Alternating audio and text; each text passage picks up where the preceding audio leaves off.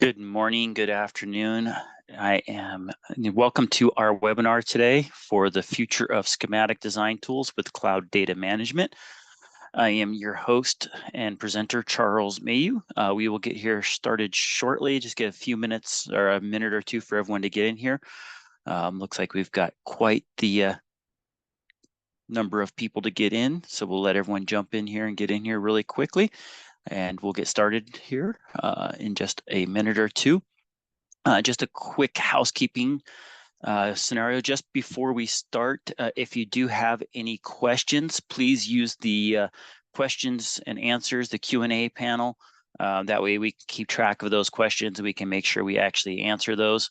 If you do type your questions in the chat, they may disappear and we may not get to them. So please, if you do have a question, please use the questions and answers pane, the Q&A pane within the webinar interface. Thank you. All right, so we are a minute after. I'm going to go ahead and get started here. Once again, this is a webinar on the future of schematic design tools with cloud data management.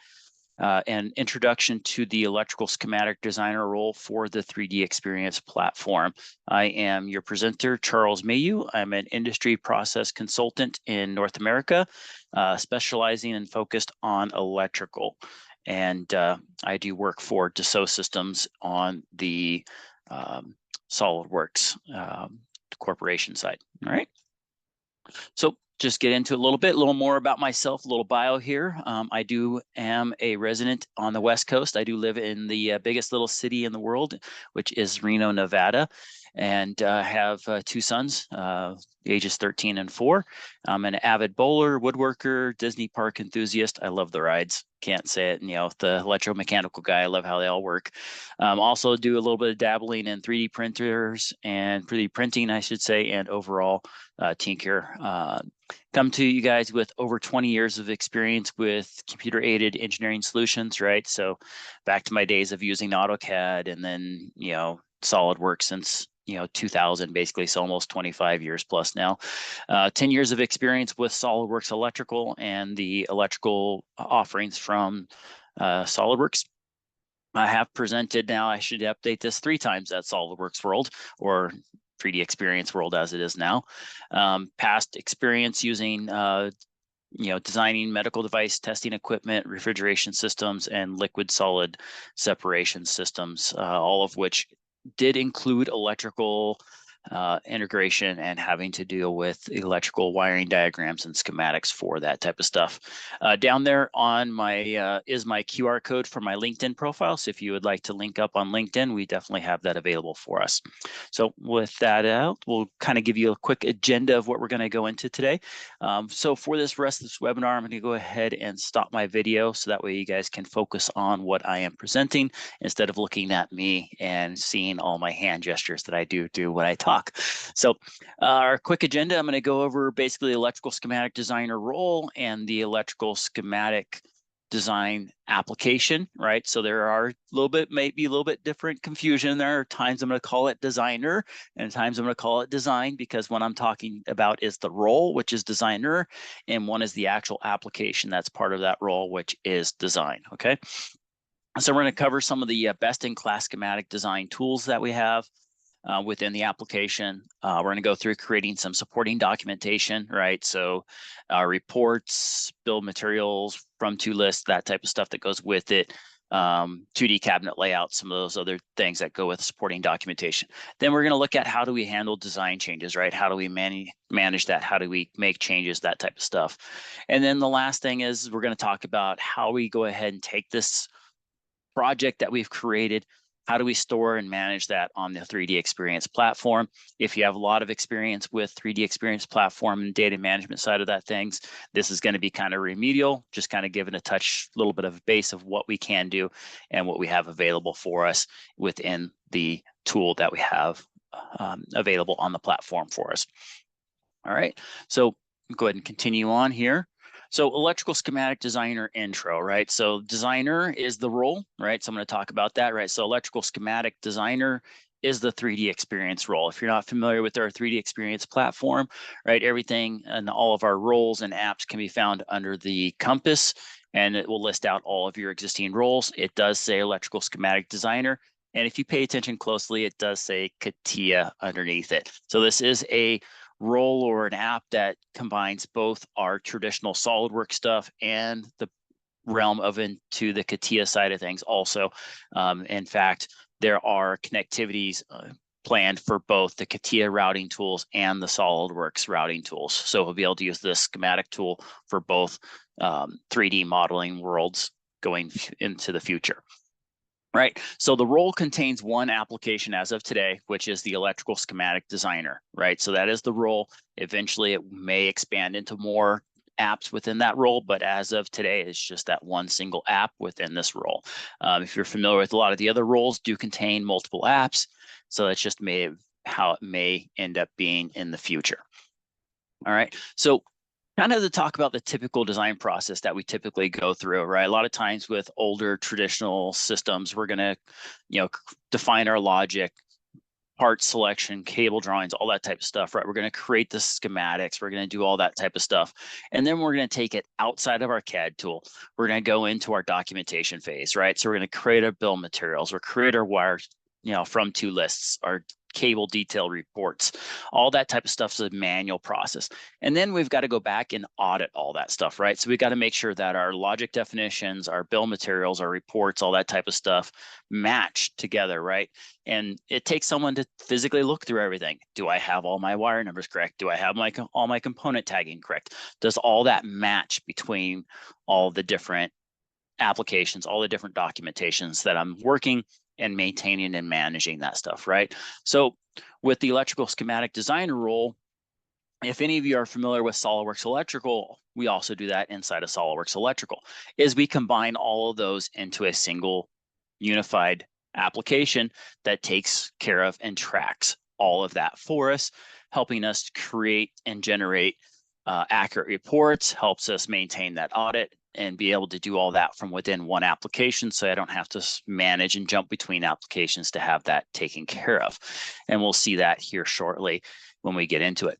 Right, so when I talk about best-in-class schematic design tools, right, so typical stuff that we're going to run into is like, how do we draw stuff, all that type of stuff. So we're going to go into that a little bit here, right? So our best in schematic design tools, intuitive drawing tools, right? So from within the application, we got intuitive drawing tools, we got automatic tagging, we got real-time design rule checks.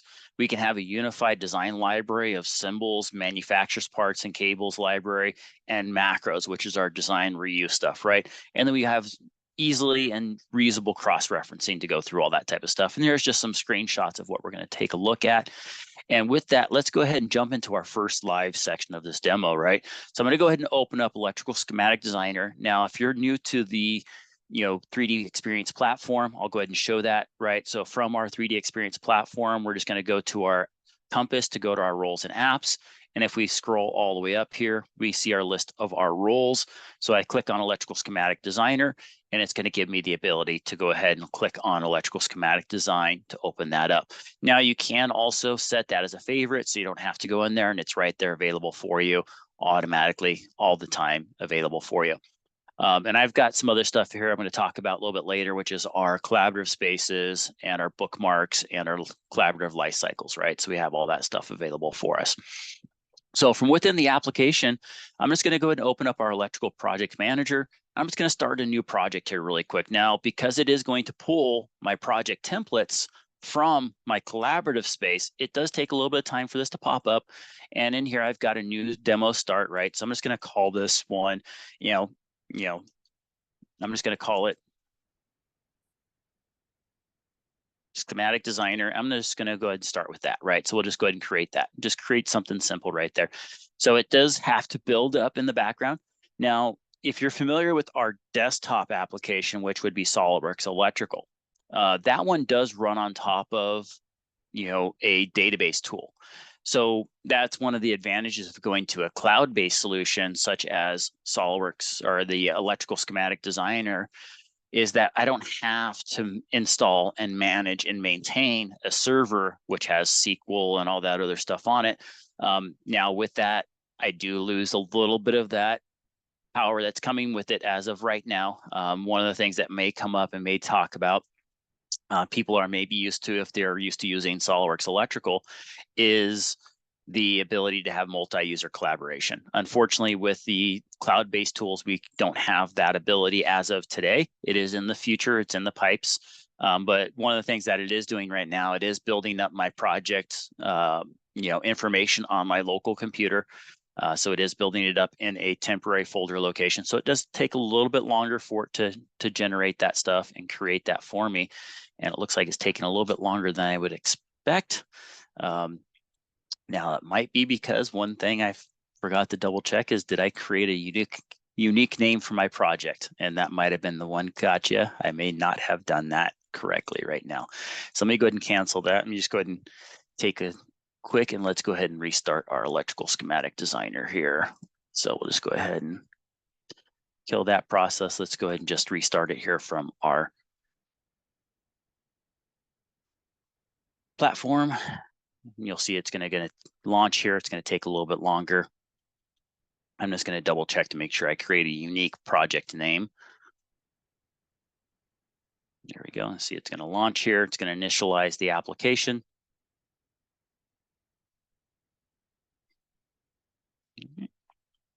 As I said, it's going to check my license to make sure I'm available to that type of stuff, and have this application up here and running here shortly. And you'll see how it looks when it first opens up here. It's going to connect me into it. Now it's going to connect to the platform too. So it's going to connect to my collaborative space to see what's available in my collaborative space. And this could be faster depending on your internet connection speed and what's going on. All right. So it does say I connect to my space. One other thing I want to point out, there is an electrical content portal, and if I just go ahead and click the login, it does pass that login information from my collaborative space to the electrical content portal. And that's where you can get additional information from your, parts and information like that. So I'm just going to double check to make sure I have something available here. We'll just go ahead and click new. And we'll go ahead and, oops.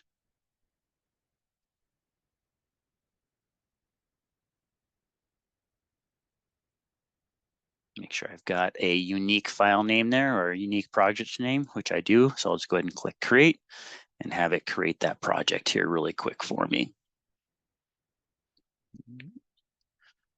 And once again, if you do have any questions, please use the questions and answers pane so we can get that taken care of in there for us.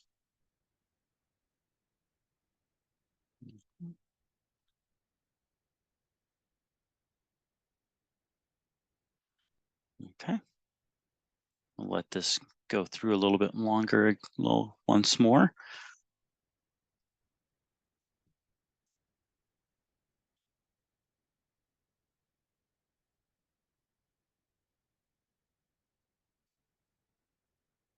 All right.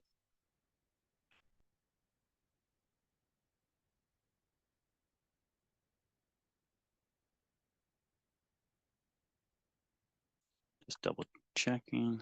It's taking a little time here.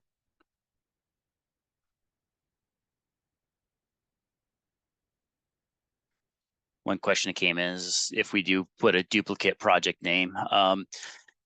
It is a bug that I do need to get clarification on, because it should give us a pop-up that says, hey, you have duplicate warning, but for some reason it just hangs here when it does do this, when I was doing it a little bit earlier. But looks like this is a different issue because I do have a specific unique title, so it shouldn't be having an issue this time.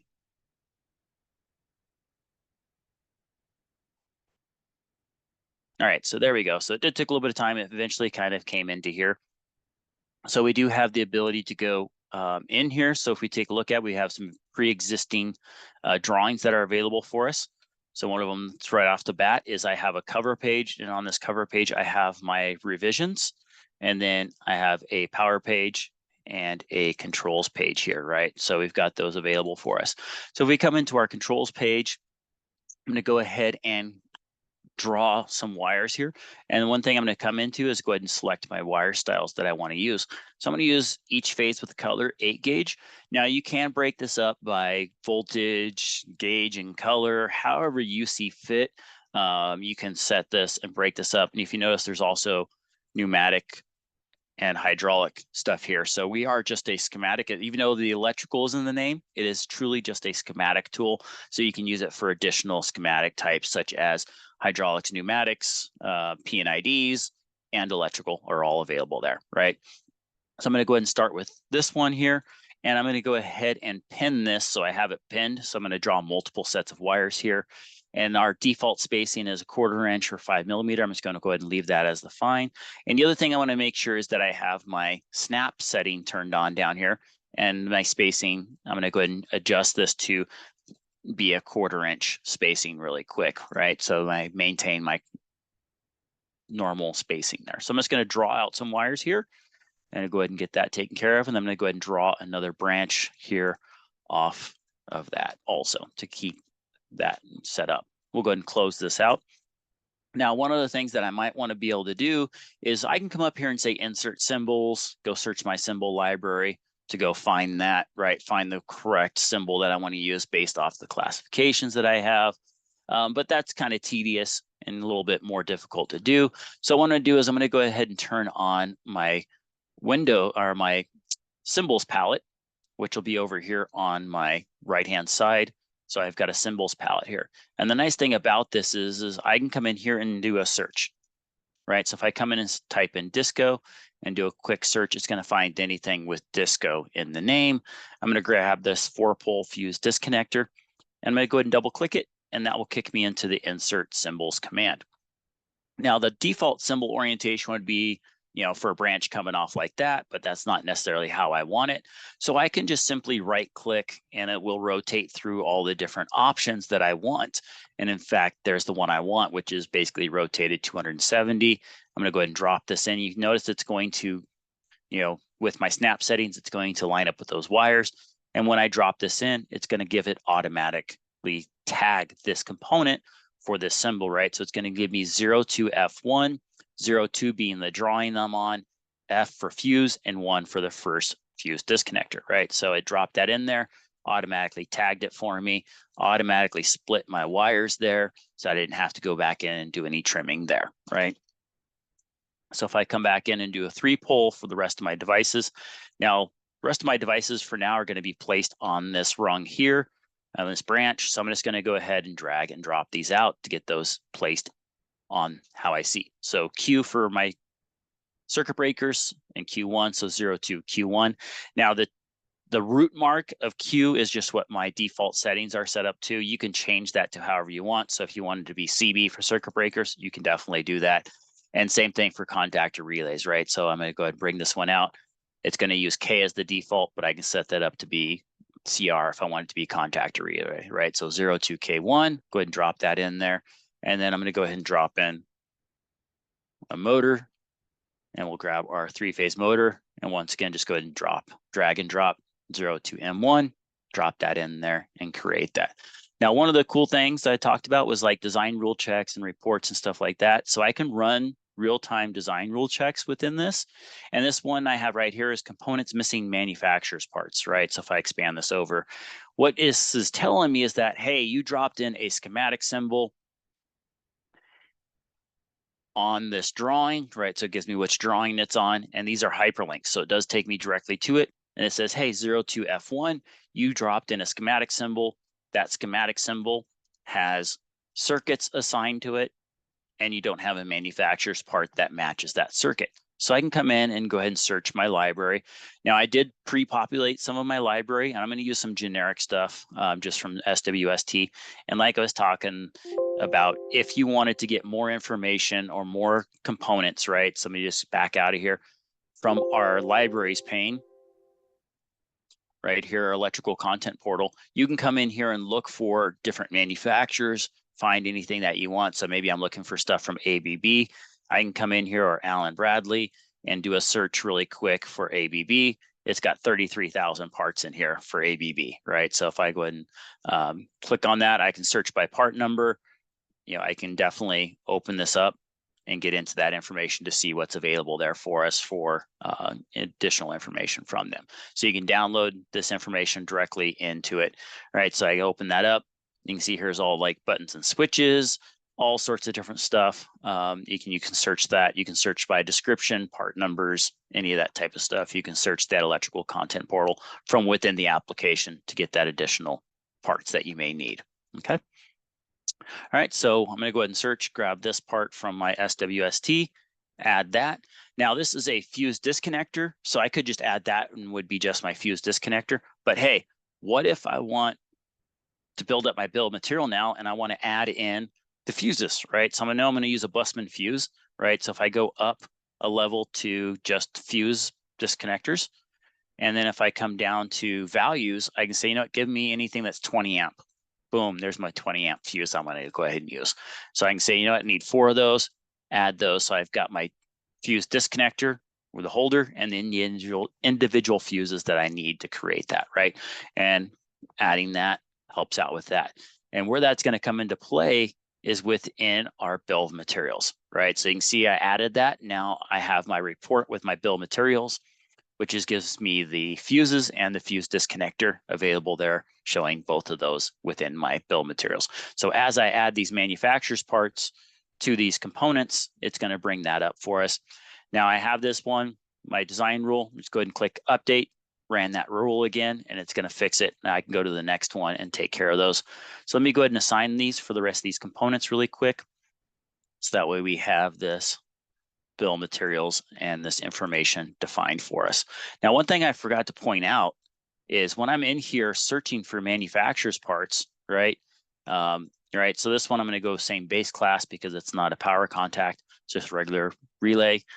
Click on that. If I highlight that manufacturer's part, look what it does down here, the circuit information, right? So right now it's showing red, which is saying, hey, you have a circuit with these, or a symbol with these circuits on it. So if I highlight a manufacturer's part, it's going to auto check to make sure I'm picking the correct manufacturer's part, right? So it's giving me a visual indication that, hey, yes, this part I have highlighted does have 3 normally open power contacts. And then in this one, it happens to have an additional relay coil and additional normally open contact. So we'll go ahead and add that one, select that and pop that in there. And then we'll just go ahead and get our motor. Get that one too, search, and we'll grab this LS112, assign that, click OK, and define that. Now, typically going from a contact set to a motor, we're going to use some terminal blocks because we'll use wires inside of our cabinet, and then we'll use a cable that goes from our cabinet to our motor, right? So I'll go ahead and drop in some terminal to define that, right? And then one last thing I want to do is I'm going to go ahead and edit my terminal strip. So I do have a graphical editor for my terminal strip, is I can come in here and assign manufacturer's part to these ones, right? So if I do a search for terminal strips in here, I've got quite a bit. And I'm going to go ahead and grab this universal terminal from Phoenix Contact and use that one. And we'll assign that to all those. Boom. Those are all in there. So those are assigned. Now, like I mentioned before, going from our cabinet to our motor, we'll use a cable. So I'll just go ahead and right click and associate cable course here. And I'm going to go ahead and click on new cable and come in and search. Now I can come in here and look. Right now it's looking under millimeters, but I'm going to go gauge. I can search by size. Say I need a 10 gauge, 4 conductors. There's a 10 gauge 4 conductor, right? So I can go ahead and grab that. I'm just going to grab this top one and assign that.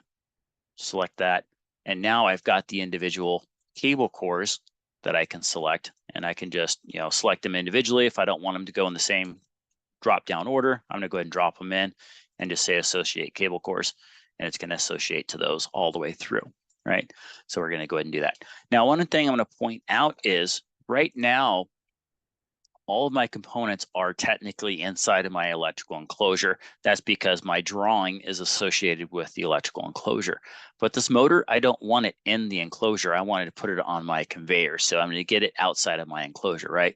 So I'm just going to double click on this and go to my component properties and come down and change the location of this and say, that's going to be on my conveyor. Select that, drop that all in there, boom, it drops that. Now it does add that L2 indicator up there to define that, hey, that's outside of my enclosure. Now we've got all that available for us. Now, one of the things that is also nice and handy for us is we can take existing elements within our schematic and we can save these for reuse. And one of the easiest ways to do that is we can create what's called a macro. So I'm going to come over to our macros pane, which is listed as a star here. You see I've got one here in my user already. I'm going to come up to motor starter. And what I'm going to do is I'm going to create a macro out of this branch of my circuit. So I'm just going to highlight what I want, right? So just re-highlight what I want. And then I'm going to just drag this, just left click, hold my mouse button and drag it and bring it over to my macros pane and drop it into one of my groups here. And you see that little plus I have on my cursor there is going to let me create that and put this in here, right? So I can classify this and say, you know, what is this going to be under? I'm going to say motor starter so I can find it. I can come in, give it a description, right? All right, say LS112 motor circuit, click OK, drop that in there. Now, one thing it does do is it does put the insertion point at the first symbol insertion point. So I'm going to go ahead and edit this really quick. So I'm going to say edit macro. And one other thing I want to show you about this is that this macro, it's more like a very intelligent block, right? So if I double click on this, come in to look at the manufacturer's part, the manufacturer part I assigned is there. It's defined there. The wire style that I defined is there, right? So if I look at the properties of the wire style, it is my 8-gauge 3-phase wires, right? So all those properties within my wire styles are there. Everything is defined within that location. So it's a very intelligent block. I'm just going to fix my insertion point really quick, drop it there, and then I can go ahead and close this and open, and it updates, right? So to use this, because it's in my macros pane over here, I just drag and drop it.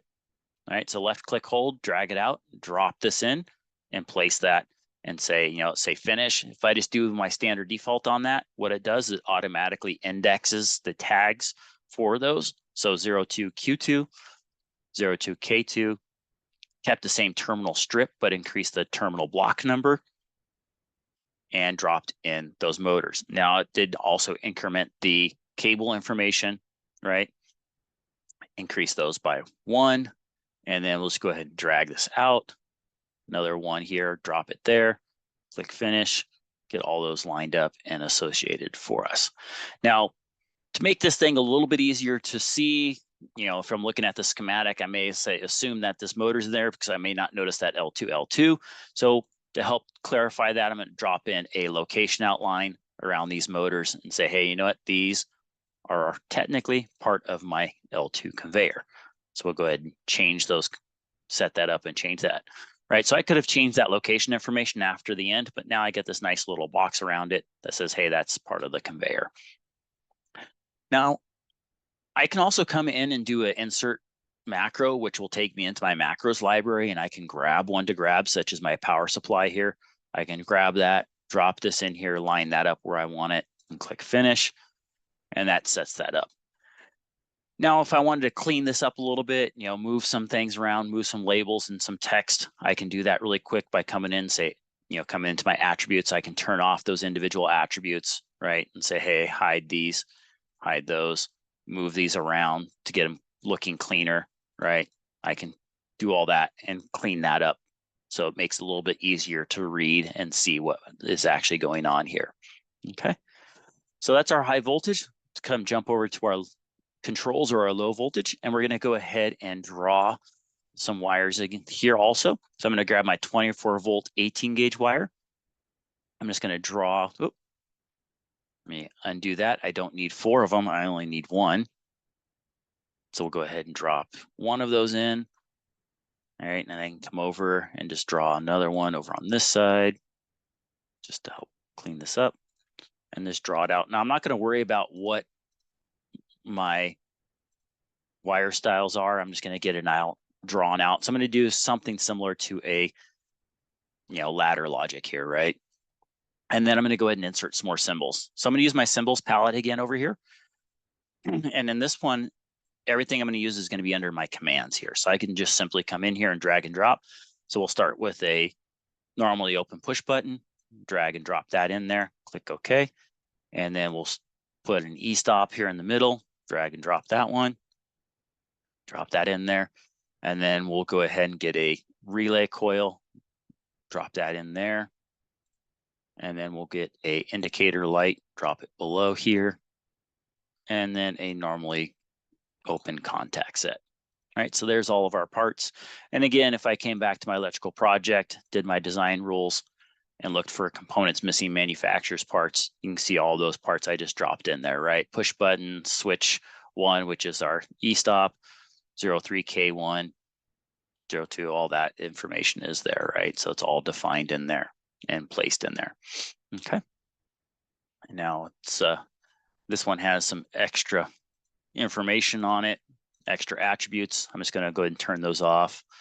Looks like it is some connection information, origin destination information, and that was information added to the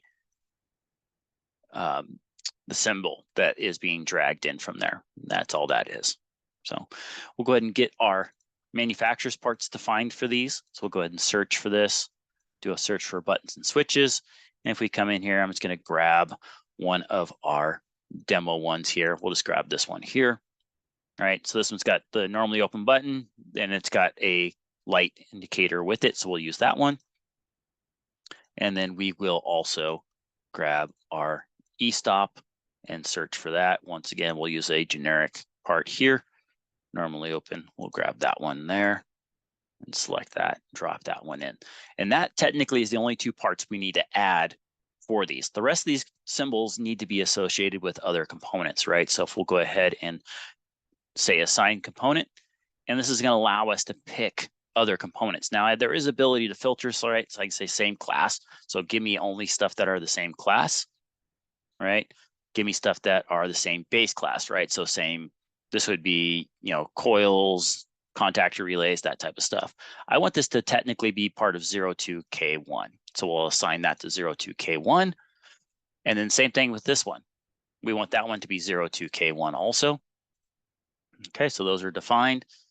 And then before let me go ahead and finish with the indicator light. I want that one to be part of the push button. So 03PB1 is what we're going to assign that one, right? So we got all those assigned to us. Now, one thing that did happen when I associated the relay coil with the correct contactor relay is it brought in the information here for what components that coil is controlling, or what symbol information that coil is controlling, right? So those contact sets, where they're at, what page and column they're on, and if I wanted to, I can right click and say go to, and it'll take me over to where that one is, right? Same thing, right click, go to, and it creates that back and forth on all of those symbol sets for us. I can also do that from my components tree, and then come in and look at 02K1. I can see that's the component, and here are the 3 symbols that represent that component right now: the normally open power contact, the relay coil, and the normally open contact. Okay. Now you notice I didn't give myself enough room over here, so to fix that, I'm just going to use the stretch command. I'm just going to come in, grab this. Actually, I can grab everything and just kind of slide things over a little bit to give myself a little more extra room, right, to clean that up. Okay. And then coming out of our coil and our light, we need to change our wire style, right? So I need to go ahead and fix that. I'm going to go ahead and say replace, and we'll go ahead and say propagate to the equipotential, so it gets everything on this side. And we'll go ahead and click on that, and we're just going to make it our ground wire and make those ground. Okay.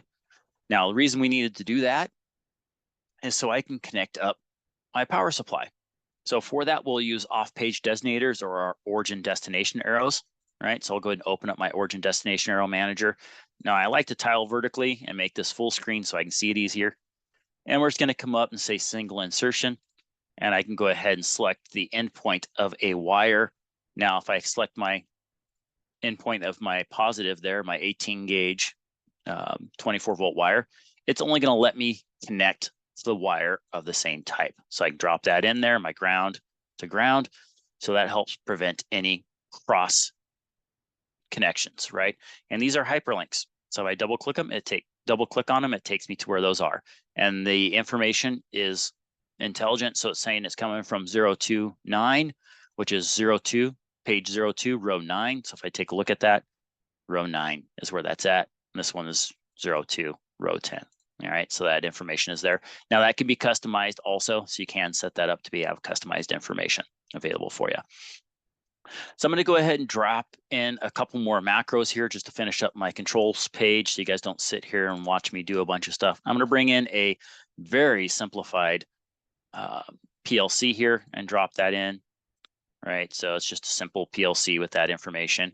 And then I'm going to go ahead and insert another set of macros, and that's going to be some electric valves for a package sorting system, right? So in here we've got both the valves for the pneumatic coils or pneumatic directional control valves, but here's the coils that control those valves. So you can see that they do coincide 03V1, 03V1, and you can do hydraulics and pneumatics. Now, typically this might be on a different drawing, different page.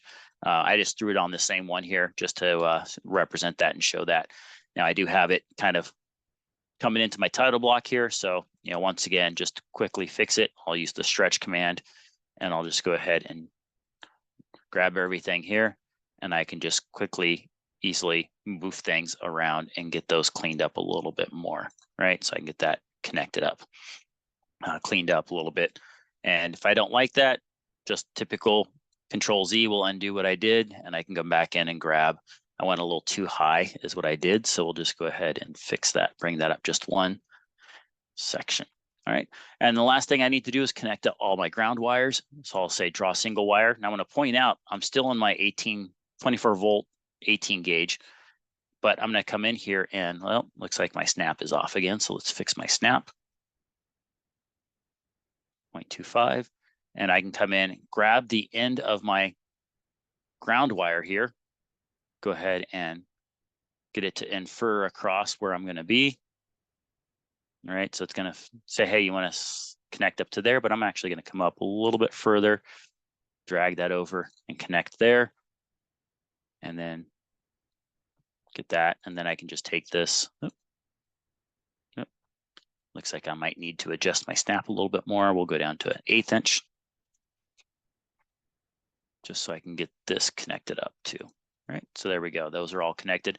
Now it auto assumed, because I put in that I clicked on 24 or my ground wire, that it wants to be a ground wire. So it auto assumed that, right? So we have all that defined there for us. Okay, so that's the basic of our schematic tool. So let's come ahead and jump back over to our PowerPoint. Right, so we took a look at some of our best in class, right? Our intuitive drawing tools, our automatic tagging, our real-time design rule checks, our unified design library, right? So I pulled stuff out of my library and looked for that, our macros, and then our cross-referencing, we took care of that also, right? So we did that type of stuff, took care of that. Now we might get into what do we need to do for our supporting documentation, right? So what is our supporting documentation? We've got 2D cabinet layouts. We've got automated tasks is what I call it, which is like wire tagging, reports, bill of materials, wire from to lists, tag lists. And then we also have the ability to generate terminal strip drawings. We just had a great question come in regards to libraries. Are libraries included with the software? So as the initial installation, it is a complete blank slate with the individual installation. But you can grab the libraries from the electrical content portal, right? So let me get back in there. If I come back over to the electrical content portal here, there are all sorts of different libraries, right? So up here is commonly requested libraries. So we've got like the hydraulics, pneumatic symbols. We got some project templates. We got symbol libraries, right? So if I click on the symbol libraries, what it's going to show me is here's all the symbol libraries, right? So here's the IEC symbols, right? So you can grab that, and that's a list of all the IEC symbols that are available in here, right? So there's a bunch of symbol libraries in here.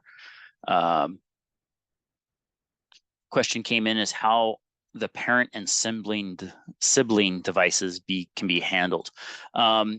Are you referring to like parent and child from like a contactor relay, like the coil being the parent and the contacts being the children? Is that what that refers to there?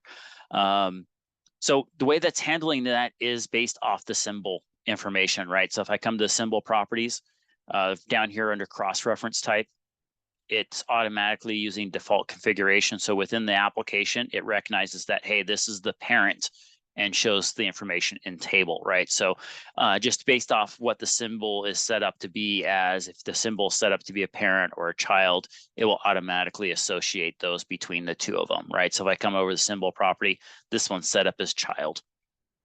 So it creates that auto connectivity between those and it shows that way, okay? So let's go ahead and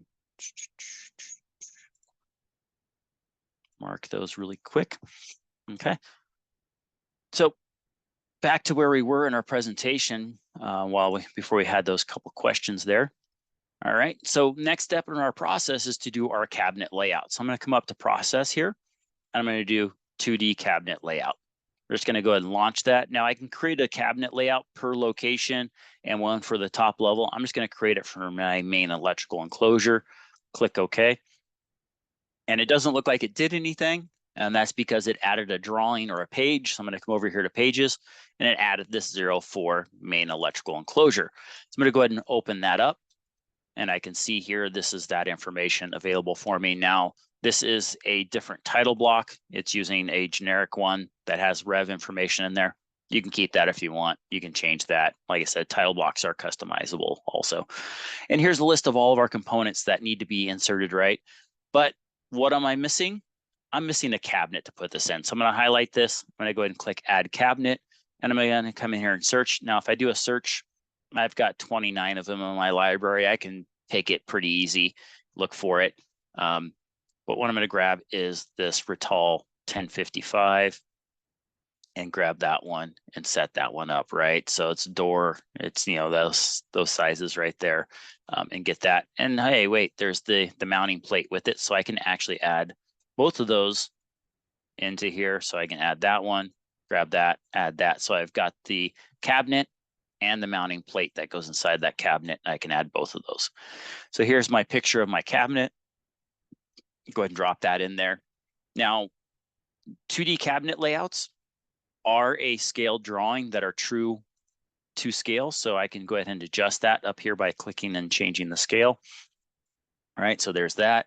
And then I can go ahead and insert my mounting plate also next to it and just kind of visually line those up.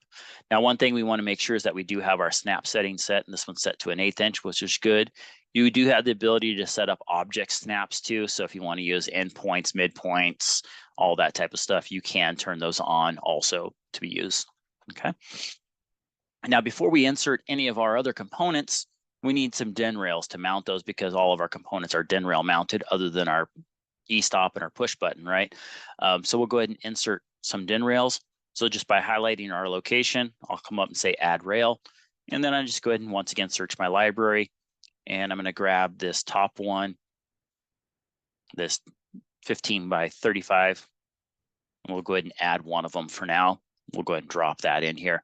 And at this point, I can drop in where I want to place it, right? So if I want to, you know, kind of just guess of where I want it, I can drop that in there.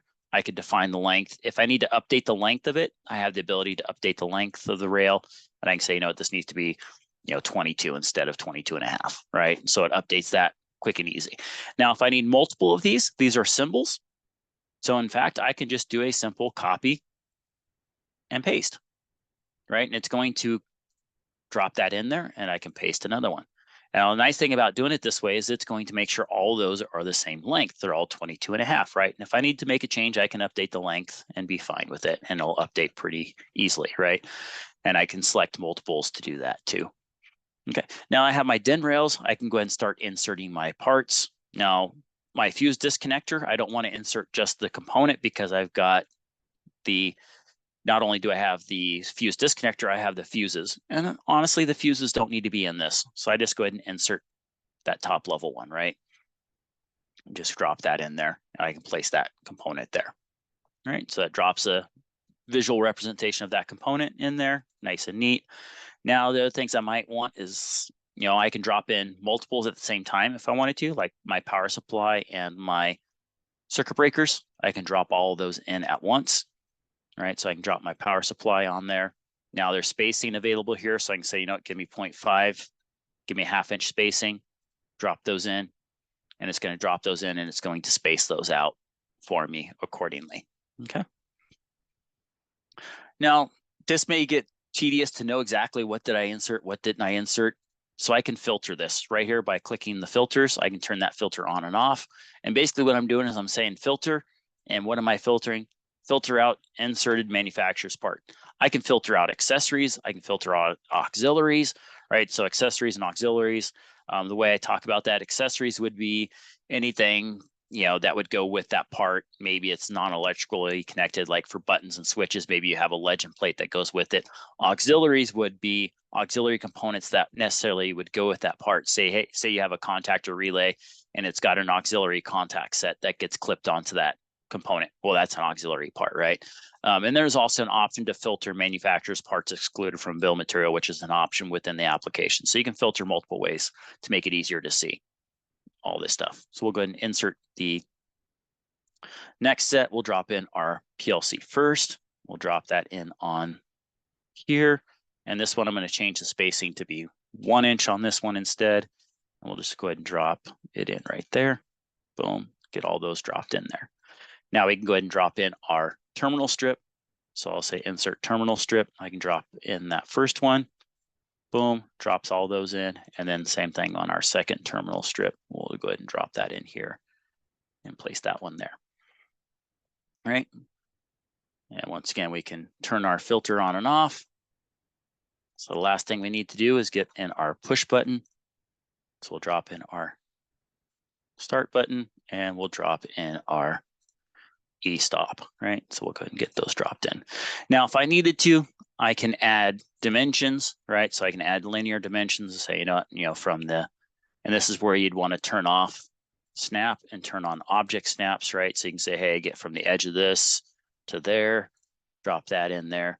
You can do all sorts of dimensions that you need to do, right? So from there, I can zoom in and say, hey, give me the end point of that.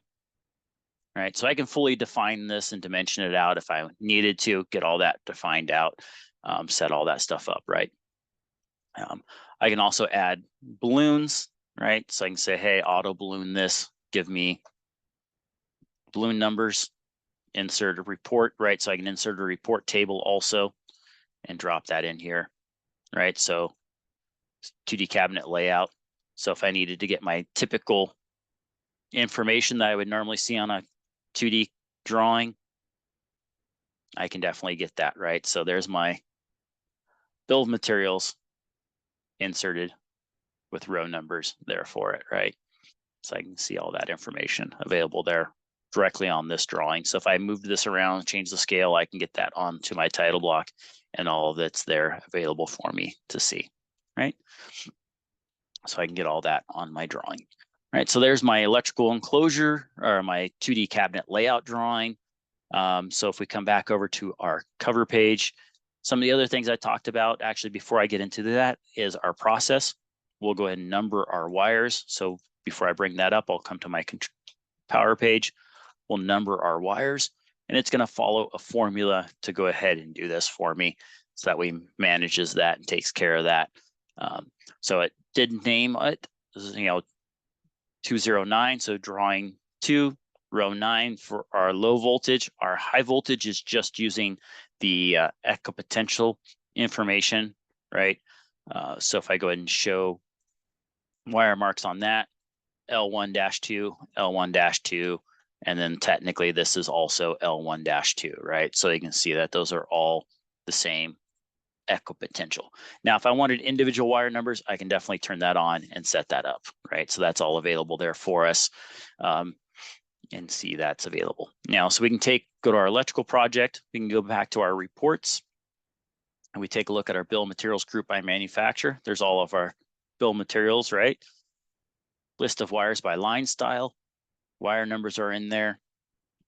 The size, gauge, information is there. Even our pneumatic information is in there too. List of wires, origin, destination. So if I need to get these printed, I can take these, I can export to Excel and import them into a label printer, have all that stuff available for me, right? So, but to complete my drawing package, I'm going to go ahead and say generate drawings. I'm going to turn on my bill of materials and my list of wires and set those up as part of my drawing package.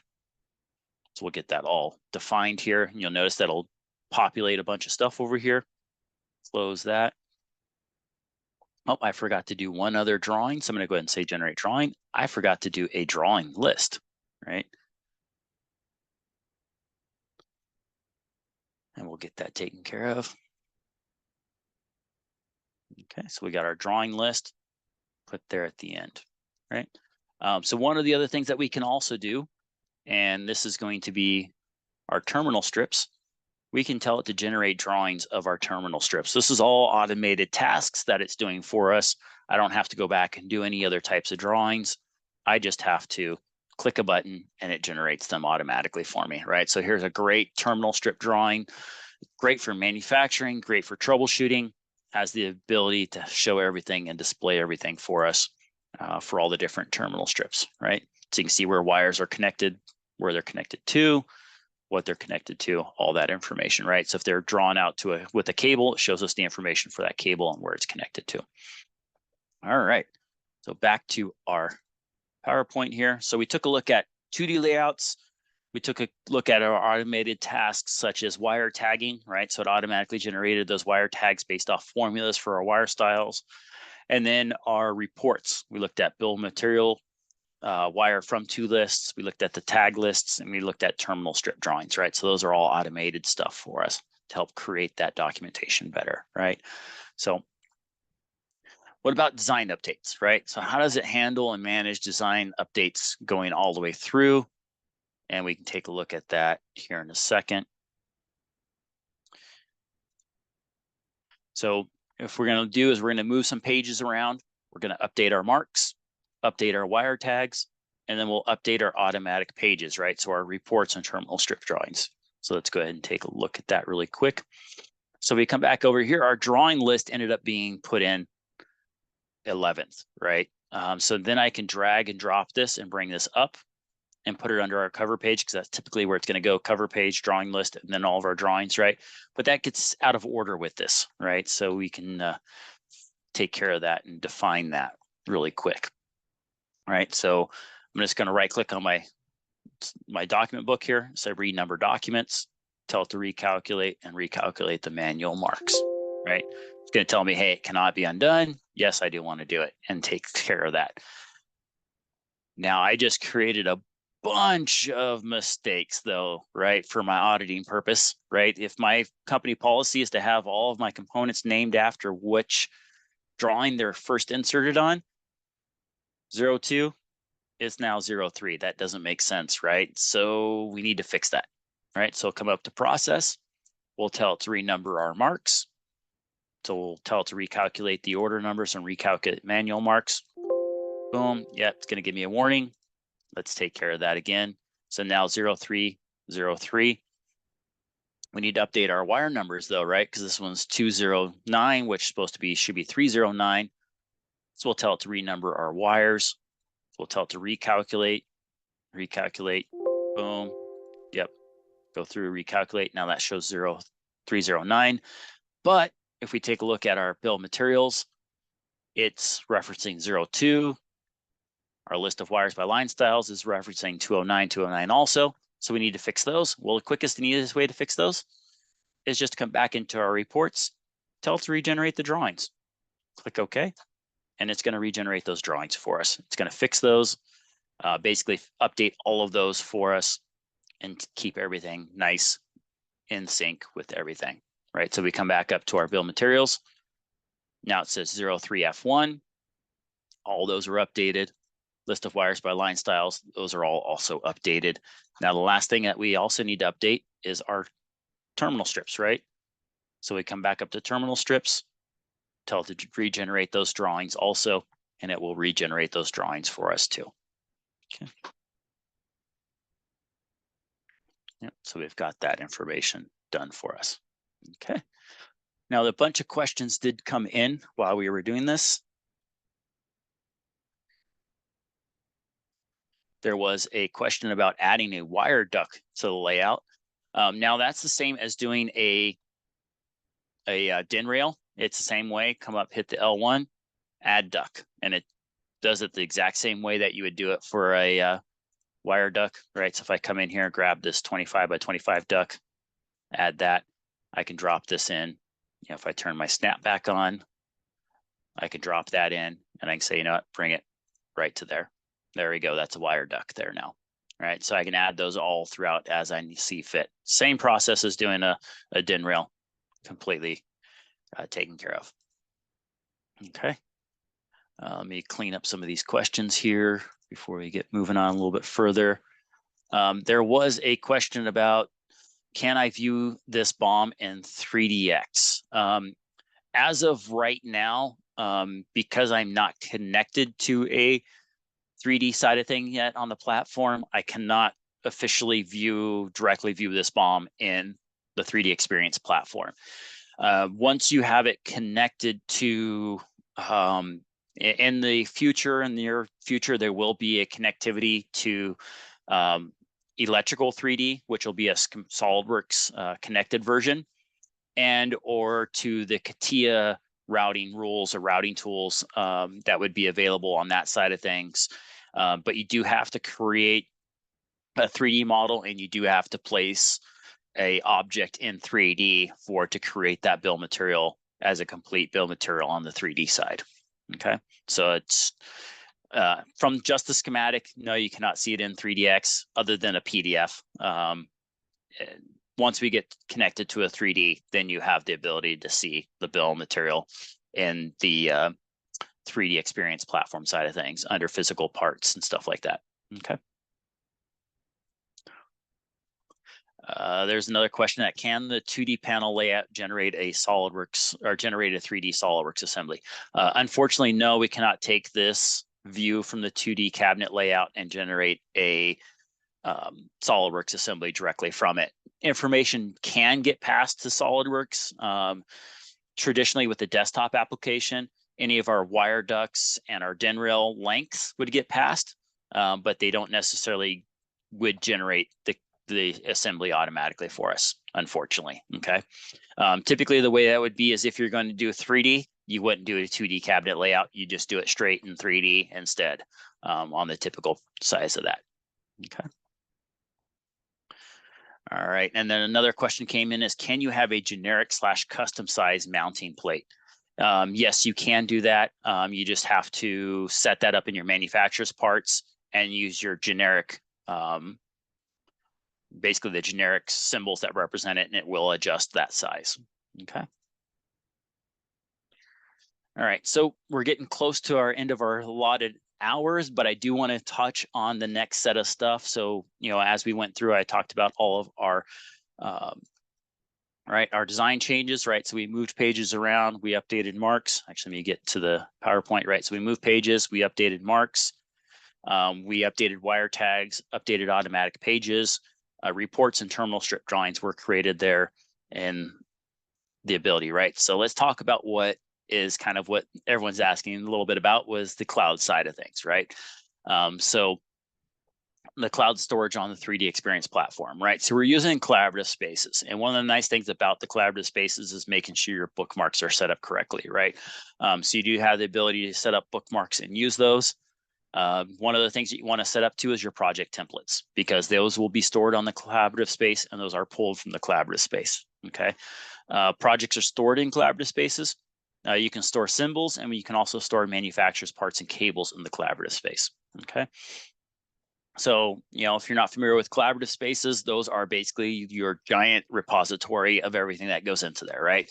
And based off your collaborative spaces, you can have your own unique, you know, information for those. I have mine set up to be my projects, my manufacturer's parts library, my symbol library. I just separated those because I do have a lot of manufacturer's parts and a lot of symbols. So putting them in their own unique collaborative space just made sense for me. Plus you can lock those down, right? So your projects, you may want people to have, read, write access to be able to drop projects in, edit them, pull them out, make changes, put them back in. Whereas your manufacturer's parts in your libraries, you might want them just have read-only access, right? So that way you can set that information up based off the collaborative space. You can set them up as private, you can set them up as public, you can set that stuff up available for you with that, right? Now, the one drawback with the collaborative space, and it's just because we don't want you using it like you would typically use it, is you don't have the ability to create subfolders in those, right? Because that's kind of a Windows-based browser information. Whereas we have the ability to add, W6 tags and tagging and searching capabilities.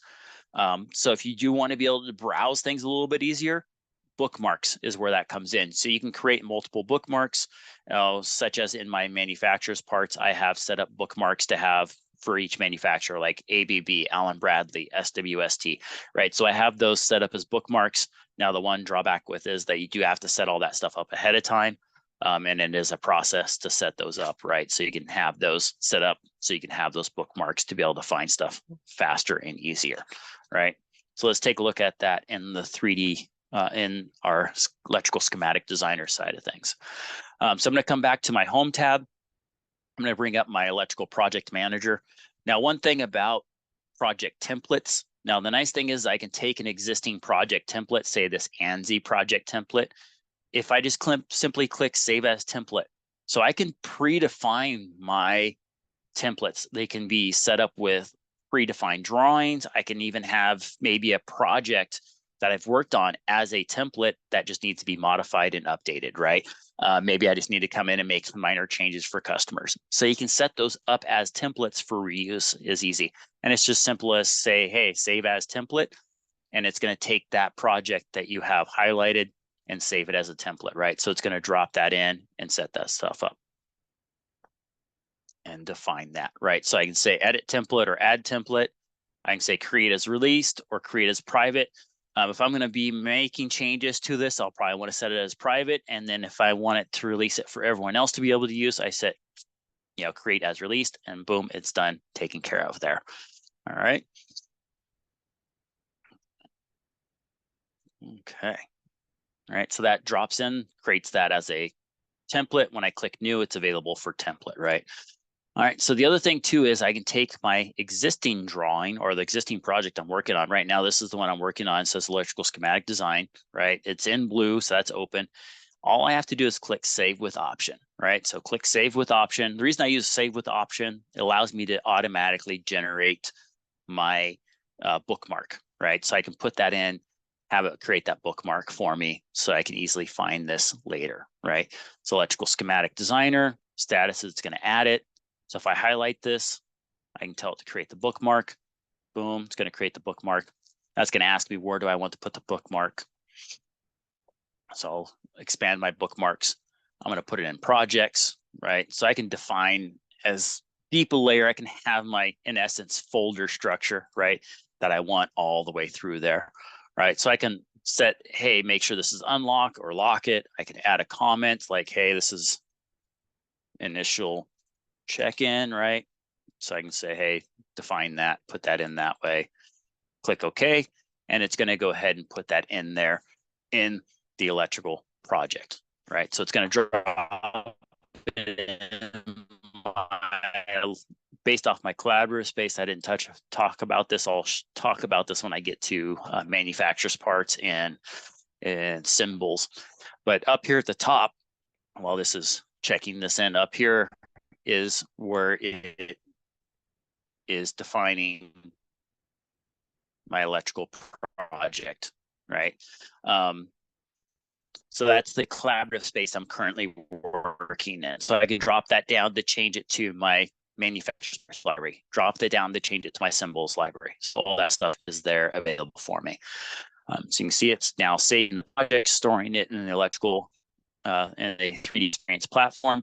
In essence, what it's doing in the background is it's taking all my project, packaging it up into a archive file, and it's going to take that archive and then store that in my 3D experience platform. Okay. And what it's going to come up is it's going to show it as a electrical 3D project is what it's going to show it as, or a electrical schematic document. So time to do this because it is packaging everything and storing it in our collaborative space. So we come back over here, you can see I've got some other ones in here, right? So it will drop in, you'll see XCAD electrical is what it will show as, right? So it puts that in there. It should drop in, right down here, you can see here's my template. It shows XCAD template. Now, if I refresh this, it should show my ANSI template that I added there also. Should show up in here. It may take some time for it to update with the indexing and all that type of stuff, right? So it does got to go through the server and be ANSI. So there's that ANSI one I added and drop that in there. So it does take some time to do all of that and get that stuff up, right? There's the ECAD, right? There's the Electrical Schematic Designer one that's put in there. The maturity is in work, right? So it's in work, but if I wanted to, I can bring it down here, take an existing one, say like this one and drop it in there. So you kick me back to it to show me that, hey, it was done with dropping that one in there, right? So it's here. All right, so if we refresh again, there is our schematic designer, right? So if I bring it down to my collaborative lifecycle information down here, I can open that up and view that as far as what is available to define that, right? Right, so I can change that through the workflows. Down here, you can see here's my bookmarks. If I come back into my project, I can see there's my bookmarks, set up there. I can see, hey, are they set up and viewable, right? See the things there. Okay. So we'll come back over here. One thing to look at also is, let me go ahead and close this out so that we don't have it up and open in our background. Okay. I can come to my library, right? So I can come to manufacturers. I can filter based off what I'm looking for, right? I can come into a classification. I can look for a manufacturer.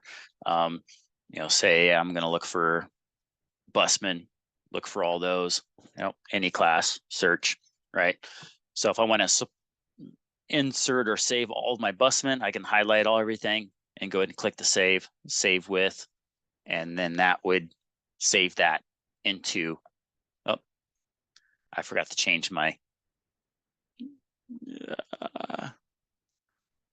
one thing I forgot to do is change my collaborative space. So it's actually saving all those to my, nope, I did save with options, so I'm good. I can cancel, right? As it comes up in here, we'll go ahead and click, right?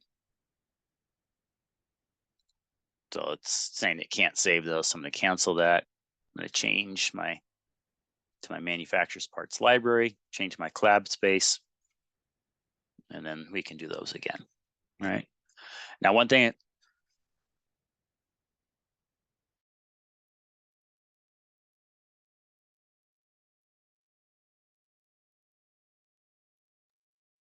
excuse me. So right, here's an assembly, so it might have some issues with that assembly. So I'm just going to go ahead and do the other individual parts. We'll say save with option. And we'll go ahead and drop all those in there.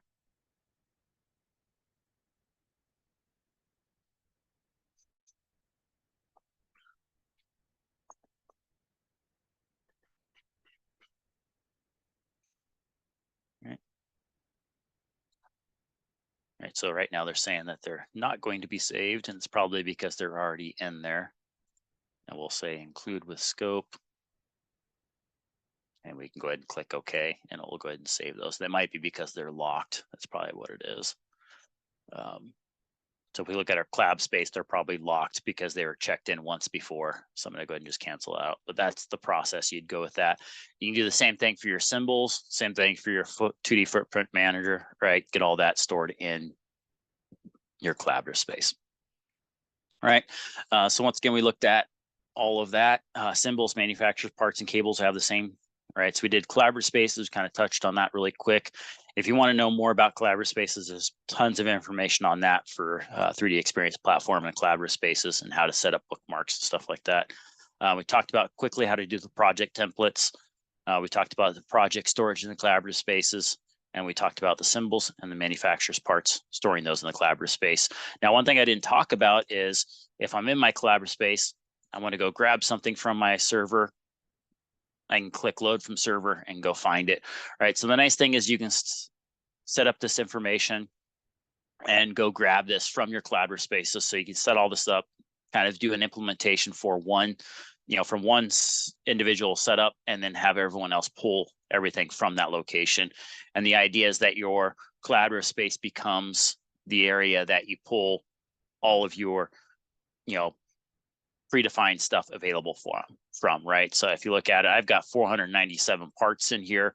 I can grab those and say, hey, select that, grab it, uninstall it, and pull it into my manufacturer's parts manager, right? And find that stuff. Okay. Same thing with symbols, done the same way. Okay. So questions. One of them that did come in is, do we have pricing information?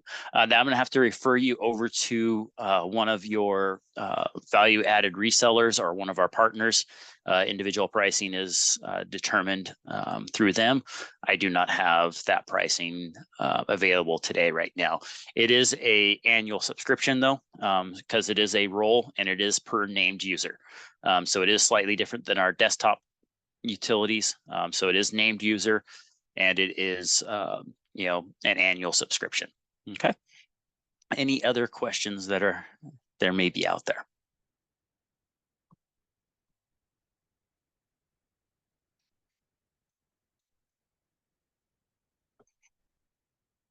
Okay. One other thing, if you are here, and one of the things that was in the chat is the webinar posted somewhere after this? Yes, there will be it is recorded.